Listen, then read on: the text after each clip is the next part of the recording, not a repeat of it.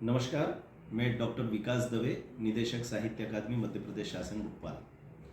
मित्रों, हमेशा की तरह एक अच्छे प्रकाशन की पुस्तक हाथ में आते ही आप सबके साथ उस पुस्तक की सामग्री को लेकर बातचीत करने का मन बन ही जाता है। आज हिंदवी स्वराज्य प्रणेता श्रीमंत योगी छत्रपति शिवाजी महाराज, यह एक पुस्तक मेरे हाथों में पहुंची है और महाकौशल संदेश का यह विशेषांक है वर्ष 2023 का। हम सब जानते हैं कि इस समय शिवाजी महाराज के हिंदवी स्वराज्य की स्थापना के 350 वर्ष पूर्ण हो रहे हैं और इस समय पूरे देश में एक गौरव बोध जागृत हुआ है इस विषय को लेकर के भी। और आज भारत जिस जगह खड़ा है, आखिरकार हिंदवी स्वराज्य की प्रासंगिकता वर्तमान युग में क्या हो सकती है, ये प्रश्न हम सब लोगों के मन में बराबर आता होगा। हम सब जानते हैं कि शिवाजी महाराज का जो संपूर्ण साम्राज्य था वह एक प्रकार से स्वशासन और धर्म आधारित शासन, इसका एक बड़ा मानक उदाहरण इस रूप में प्रस्तुत हुआ। हम जानते हैं कि शिवाजी महाराज के संपूर्ण व्यक्तित्व कृतित्व को जब देखते हैं, उनकी राज्य संचालन व्यवस्थाओं को जब हम देखते हैं, तो मुझे तो अनेक बातें बहुत प्रभावित करती है और ऐसा लगता है कि यदि आज के शासक भी उन्हें अपना आदर्श मान करके शासन को चलाएं तो लगता है कि एक आदर्श शासन व्यवस्था लागू की जा सकती है लोकतंत्र में भी। आप कहेंगे कि कैसे संभव है, वह युग राजा महाराजाओं का जमाना होता था, आज लोकतंत्र है।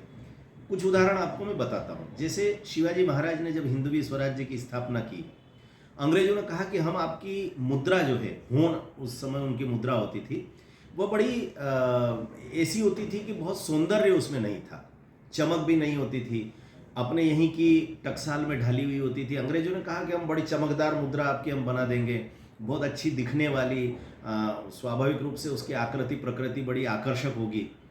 शिवाजी महाराज ने कहा कि मैं ऐसा बिल्कुल नहीं करूँगा, मैं अपनी ही टकसाल में ढली हुई मुद्राओं को प्रचलन में लाऊंगा। मुझे अच्छी दिखने वाली अंग्रेजों की टकसाल में ढली हुई मुद्रा प्रचलन में नहीं लाना है। अब यह जो स्वदेशी उत्पादन के प्रति आग्रह है, क्या यह स्वदेशी उत्पादन का आग्रह आज हमको दिखाई दे सकता है क्या? इस विशेषांक में आप देखेंगे कि देश के जाने माने यशस्वी लेखकों ने इस प्रकार के विषयों पर अपने विचार रखे। उनकी अर्थव्यवस्था क्या थी, उनकी प्रबंधन व्यवस्था क्या थी, उनकी गुप्तचर व्यवस्था क्या थी, उनकी सैन्य व्यवस्था क्या थी।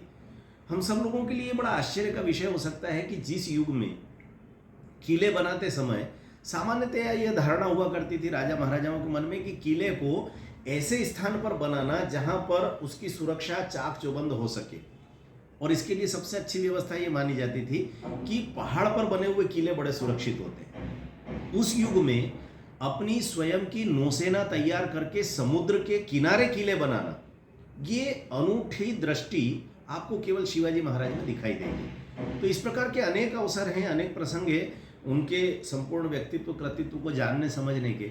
और आज भी में कई बार आश्चर्य लगता है कि शिवाजी महाराज की जो गुप्तचर व्यवस्था है उसको लेकर के यदि आप पढ़ेंगे तो आपको आश्चर्य लगेगा कि आज की इजराइल की जो गुप्तचर व्यवस्था है, अगर आप उसका अध्ययन करें तो आपको लगेगा कि शिवाजी की संपूर्ण गुप्तचर व्यवस्था को आदर्श रूप में उन्होंने अपना लिया है। क्या हम ऐसा नहीं कर सकते क्या? ये अपने आप में बड़े सोचने के विषय हैं। और मुझे लगता है कि आज के युग में जब विश्व के सारे देश आतंकवाद से ग्रसित हैं, त्रस्त हैं, और कई बार बाहरी आस पड़ोस के देशों के शत्रु देशों की कुदृष्टि राष्ट्र की सीमाओं पर होती है, उस स्थिति में शिवाजी महाराज का यह जो हिंदवी स्वराज्य है, यह मुझे लगता है कि एक बड़ा आदर्श हो सकता है। मैं इस विशेषांक के प्रकाशन के लिए बहुत सारी बधाई भी देता हूं और स्वागत करता हूं डॉक्टर किशन कछवा जी के संपादन में। इस पूरे विशेषांक को कृष्ण मुरारी त्रिपाठी अटल, जो इस समय युवा पत्रकारिता का एक ओजस्वी चेहरा है, उन्होंने इस पूरे विशेषांक को तैयार किया है।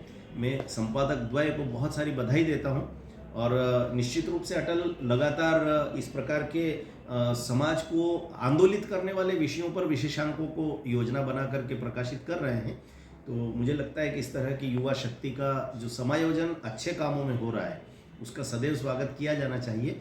यदि आप तक ये विशेषांक नहीं पहुंचा है तो कृपा करके मेरे इस वीडियो संदेश के माध्यम से, चूंकि आप तक ये बात पहुंच रही है और यह वीडियो संदेश आप तक स्वयं अटल पहुंचाने वाले हैं, तो आप सोशल मीडिया के माध्यम से भी उनसे संपर्क कर सकते हैं और इस विशेषांक को बुलवा कर पढ़िए जरूर, ये मेरा आग्रह है। बहुत बहुत धन्यवाद, नमस्कार।